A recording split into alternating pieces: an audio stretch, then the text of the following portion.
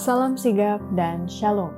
Renungan kita pada hari ini, Selasa 2 Februari 2021, berjudul Hukum Allah itu sempurna. Ayat intinya terdapat di dalam Mazmur 19 ayat 8. Taurat Tuhan itu sempurna, menyegarkan jiwa. Peraturan Tuhan itu teguh, memberikan hikmat kepada orang yang tak berpengalaman. Pena Inspirasi menjelaskan yang dimaksud dengan judul renungan kita pagi ini, Hukum Allah itu sempurna, sehubungan dengan kita sebagai putra-putri Allah adalah sebagai berikut. Pertama, bukti bahwa hukum Allah itu sempurna, makanya Yesus mati menebus dosa dunia, sehingga melalui penurutan kepada hukum Allah dan iman dalam Kristus, manusia baru boleh mendapat kembali peta Allah yang hilang. Kristus memulai pekerjaan penobatannya segera sesudah manusia itu melanggar, supaya melalui penurutan kepada hukum Allah dan iman dalam Kristus, mereka boleh mendapat kembali peta Allah yang hilang. Kedua, bukti bahwa hukum Allah itu sempurna, maka kemenangan itu baru dapat diperoleh kembali melalui kasih karunia yang dilimpahkan oleh surga untuk mengendalikan perkataan, pemikiran, dan pembentukan tabiat baru dari orang yang ditebus oleh Yesus. Melalui memupuk prinsip-prinsip yang benar, manusia boleh memperoleh kemenangan atas kecondongan kepada yang jahat. Jika ia menuruti hukum Allah, maka indranya tidak lagi disesatkan dan dipelintir.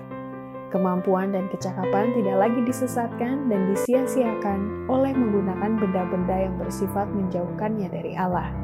Di dalam dan melalui kasih karunia yang dilimpahkan oleh surga, perkataan, pemikiran, dan energi boleh dimurnikan. Tabiat baru dibentuk dan sifat menghinakan karena dosa dapat diatasi. Ketiga, bukti bahwa hukum Allah itu sempurna dikarenakan yang bisa memasuki kerajaan surga adalah orang yang memiliki tabiat saleh sesuai dengan persyaratan untuk menjadi warga negara negeri surgawi itu. Adalah untuk kebaikannya sekarang dan selama-lamanya untuk bertanya pada setiap langkah, apakah ini jalan Tuhan? Kita perlu menghimbau dengan sungguh-sungguh setiap manusia untuk membandingkan tabiatnya dengan hukum Allah. Standar tabiat bagi semua orang yang akan memasuki kerajaannya dan menjadi warga negara negeri surgawi itu.